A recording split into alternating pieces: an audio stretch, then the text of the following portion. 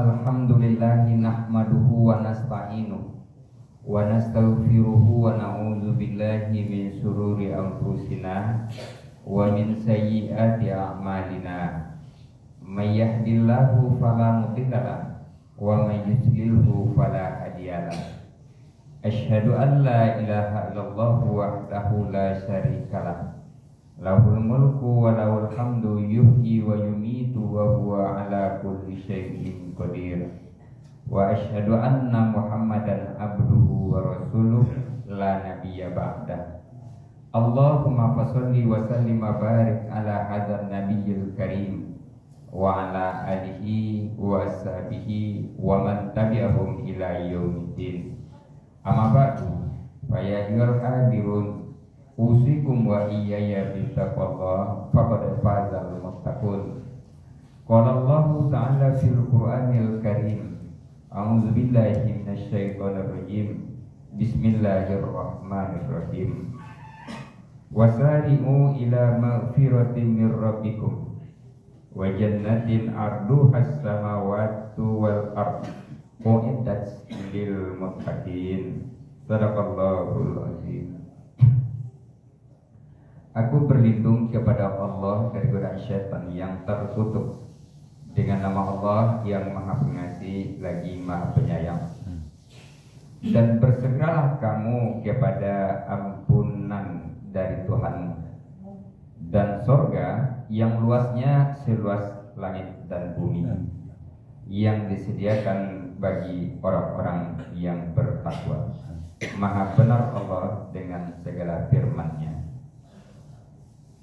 Bapak-bapak, saudara-saudara kaum muslimin, jamaah Jumat rahimakumullah. Syukur alhamdulillah kita ucapkan kepada Allah Subhanahu wa taala, selawat dan salam kepada Rasulullah sallallahu alaihi wasallam. Hadirin kaum muslimin, jamaah Jumat rahimakumullah. Allah bukan hanya sekedar pencipta manusia, tapi Allah juga memelihara manusia. Memelihara dengan bermacam bentuk hukum alam, dengan berbentuk syariat, sehingga manusia ini selamat dunia dan akhirat. Secara syariat, Allah menjadikan kita supaya kita menjadi orang yang sholat, orang yang berpuasa, orang yang berzakat, orang yang berhaji dan lain sebagainya. Yang kesemuanya itu dalam rangka memelihara diri manusia itu sendiri. Kenapa demikian?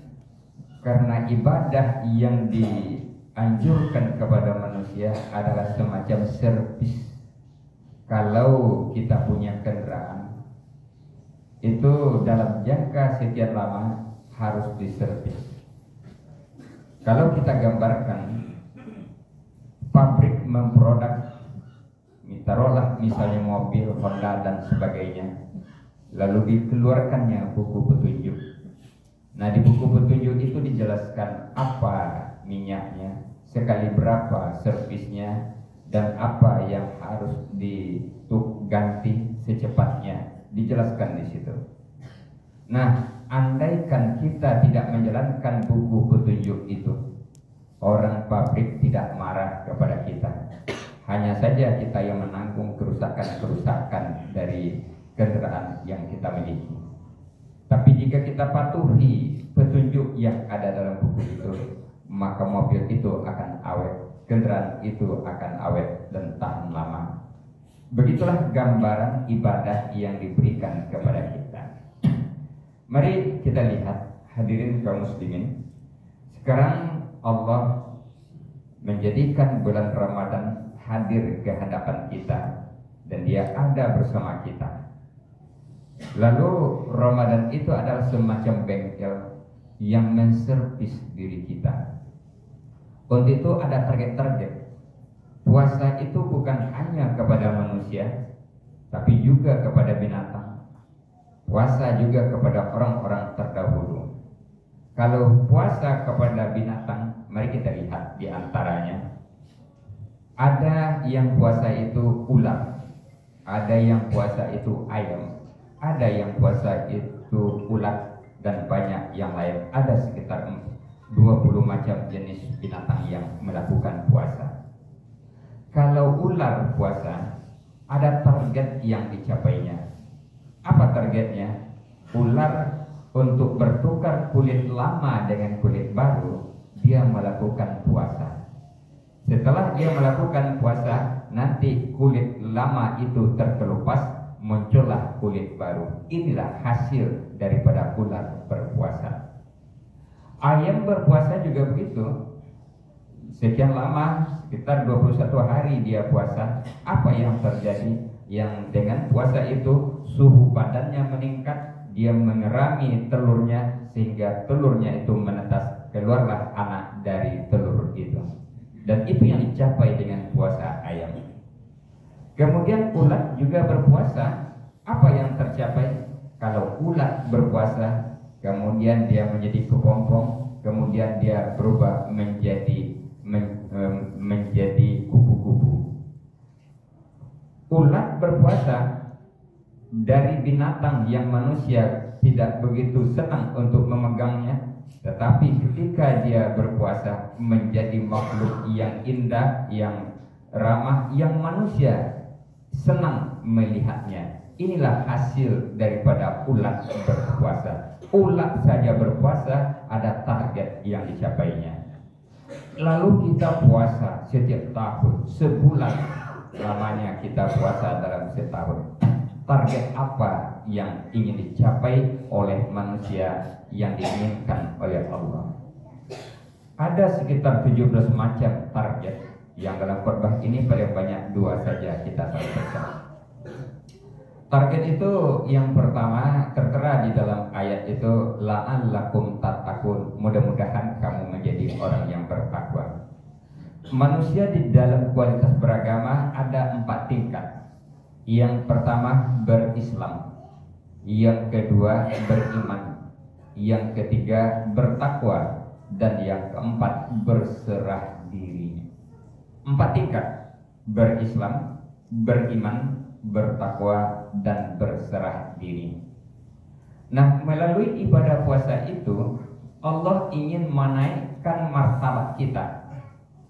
Dari mana? Dari beriman nomor 2 kepada bertakwa nomor 3.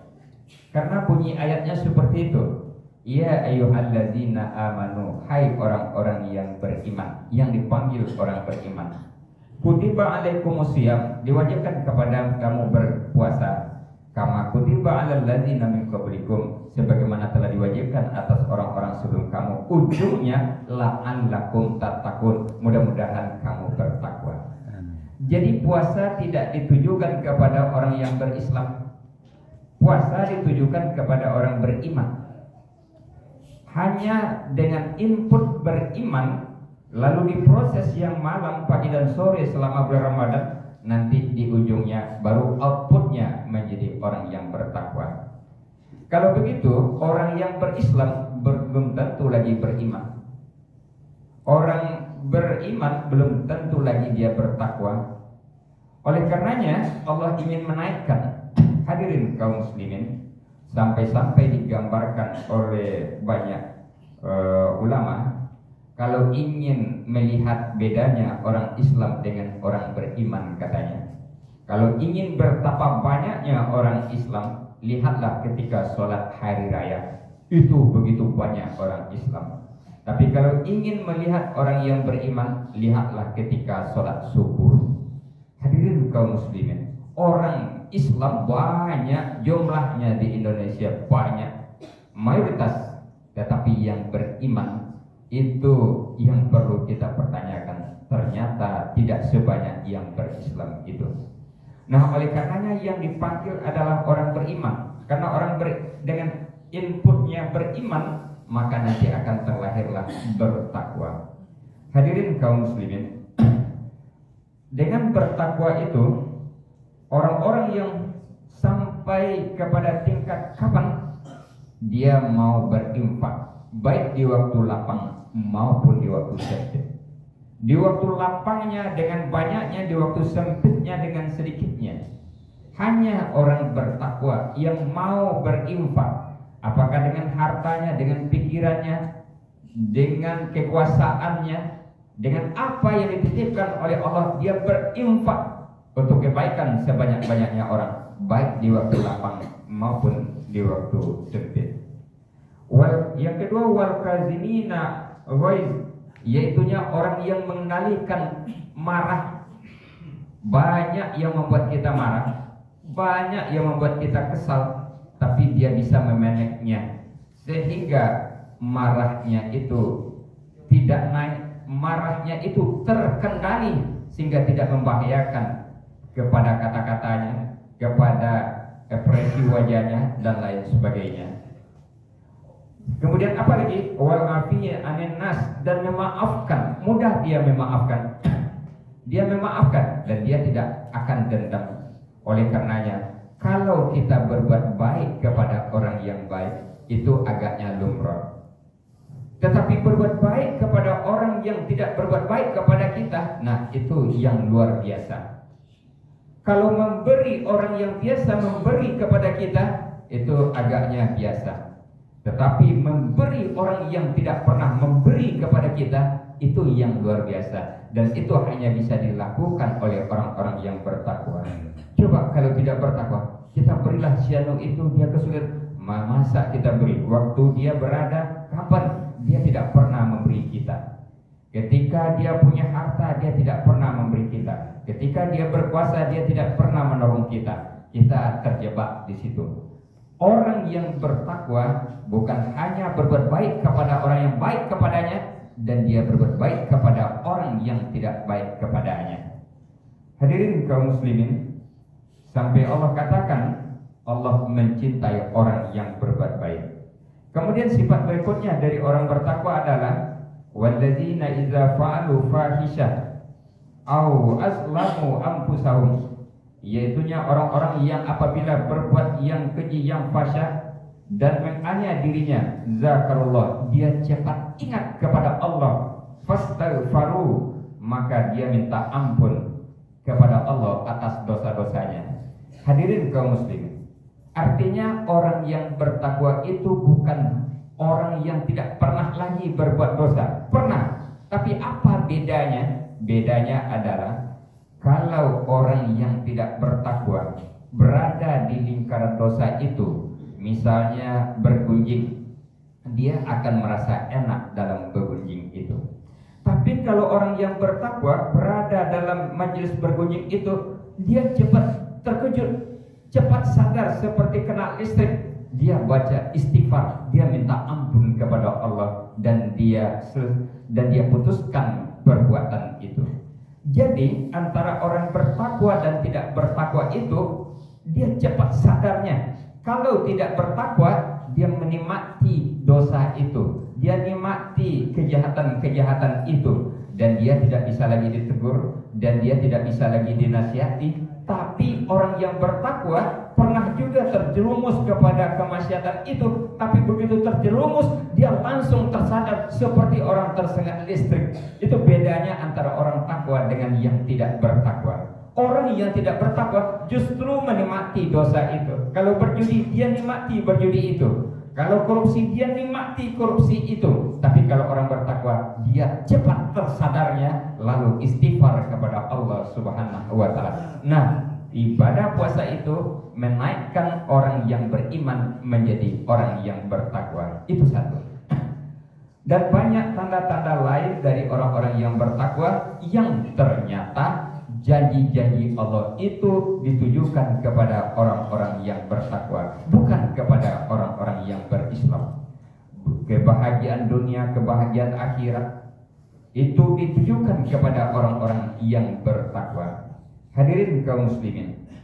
Kemudian apalagi yang diantarkan oleh Ramadan ini, yaitunya Ramadan itu mengantarkan ampunan Allah. Setelah melalui perjalanan panjang, pindah dari suatu alam ke alam berikutnya, maka pada akhirnya manusia akan terbagi kepada 3 kelompok.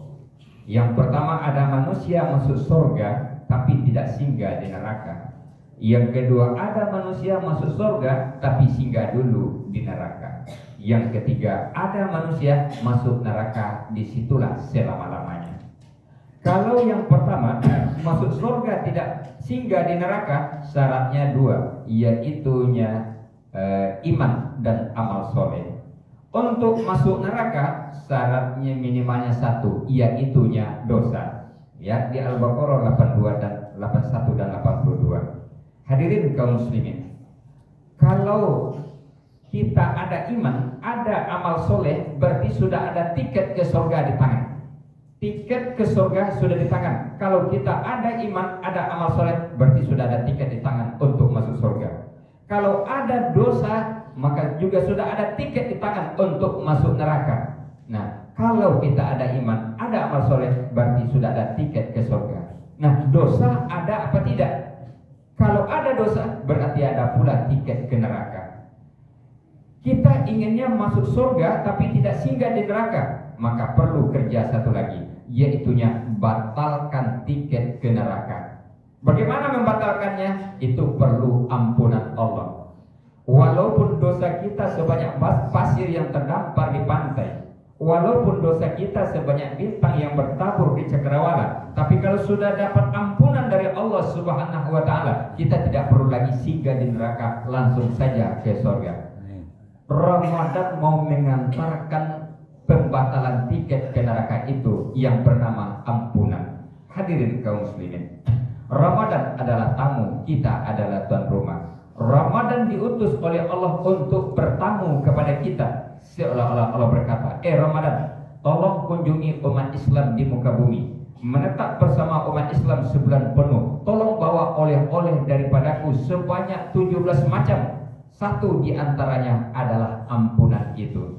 Jadi Ramadan berkunjung kepada kita, diutus oleh Allah. Ramadan sebagai tamu, bajalan babua bati, malenggang babua tangan. Dia bawa oleh-oleh 17 macam. Satu di antaranya adalah ampunan Allah.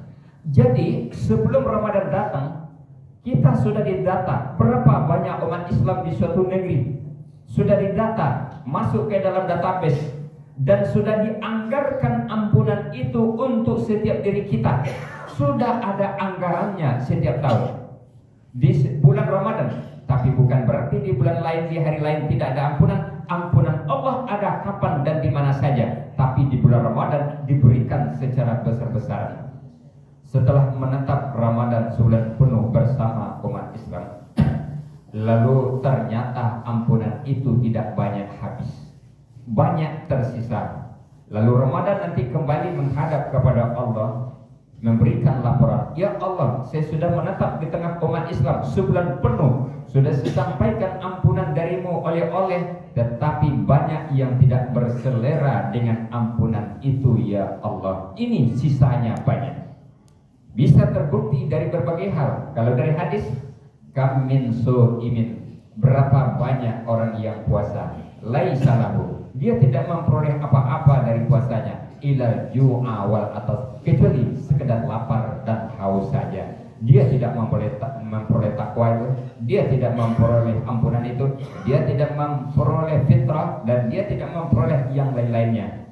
Hanya sekedar lapar dan haus saja. Hadirin kaum muslimin, oleh karenanya, kalau kita menginginkan yang 17 macam itu, dua yang sudah kita jelaskan, itu ada 3 hal yang perlu kita perkuat, mumpung kita masih belum di akhir. Yang pertama, kokohkan iman, kuatkan iman. Hanyalah orang beriman yang mampu puasa dengan kualitas tinggi di siang hari dan qiyamul Ramadan di malam hari.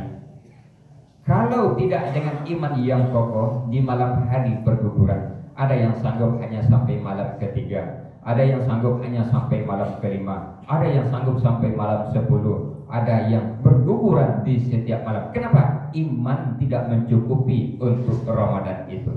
Karena dalam hadis dikatakan, man shoma ramadhana imanan wa ihtisaban, siapa yang puasa Ramadan dengan iman dan ihtisab, ghufira lahu ma taqaddama min dzambi, diampuni dosanya yang telah berlalu. Di hadis berikutnya, man qoma ramadhana, siapa yang mendirikan malam Ramadan dengan iman dan ihtisab, ghufira lahu ma taqaddama min dzanbi, diampuni dosanya yang telah berlalu. Bukankah di malam-malam Ramadan semakin akhir saf-saf sholat kita mengalami kemajuan? Di awal-awal Ramadan penuh sesak sampai ke belakang, tapi di malam berikut-berikutnya saf itu dari 10 jadi 8, dari 8 jadi 6, 6 jadi 5, jadi 4. Kadang di akhirnya tinggal 2 atau 1 saf saja lagi. Kemana yang lainnya? Itulah karena iman tidak mencukupi dayanya sampai malam yang akhir.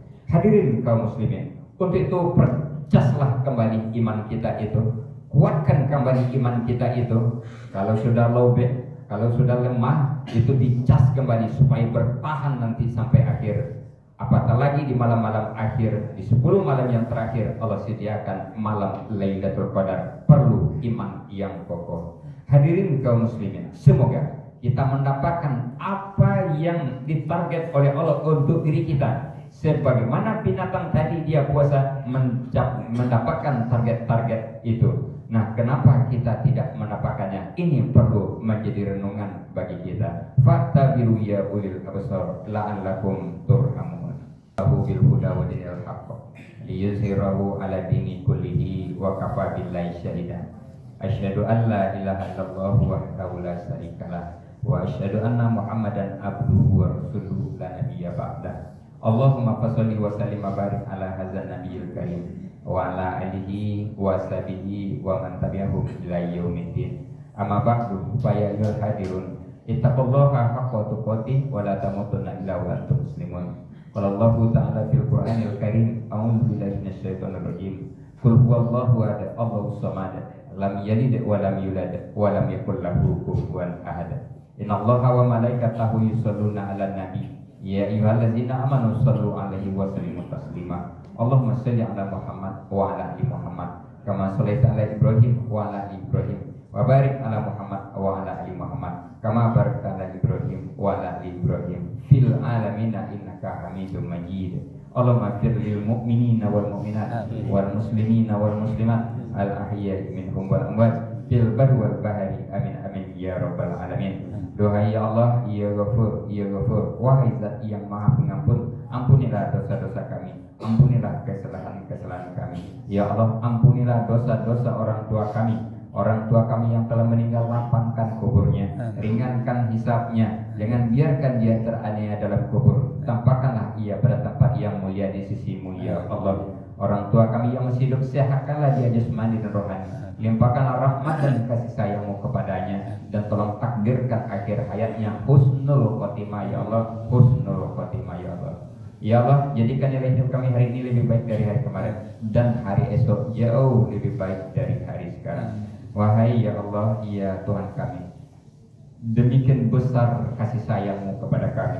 Engkau utus Nabi, Engkau turunkan Al-Quran sebagai pedoman untuk kami, dan Engkau berikan kepada kami bulan Ramadan sekali dalam setahun, dan Engkau titipkan banyak titipan, diantaranya ampunan, dan Engkau angkat derajat kami menjadi orang yang bertakwa. Wahai ya Allah, semua target-target yang Kau inginkan melalui Ramadan sebagai menservis diri kami ya Allah, tolong capaikan di setiap diri kami ya Allah. Jadikan dengan puasa Ramadan yang kami laksanakan di siangnya, qiyamul Ramadan di malamnya ya Allah, sampaikan semuanya itu menjadikan kami orang mendapatkan ampunan-Mu ya Allah. Antarkan kami dengan semua itu mengantarkan kami menjadi orang yang bertakwa ya Allah, dan jadikan kami orang-orang yang kembali kepada fitrah, yang mendapatkan kesehatan jasmani dan rohani ya Arhamar Rahimin, ya Ghafurur Rahim, ya Zal Jalali wal Ikram, ya Qadir Hajat. Allahumma inna nas'aluka ridhaka wal jannah wa na'udzubika min sakhatika wan nar. Rabbana atina fid dunya hasanah wa fil akhirati hasanah wa qina azabannar. Ibadallah, innallaha ya'muru bil adli wal ihsan wa ita'i dzil qurba wa yanha 'anil fahsya'i wal munkari wal baghi ya'izukum la'allakum tadhakkarun. Wa la dzikrullahi akbar.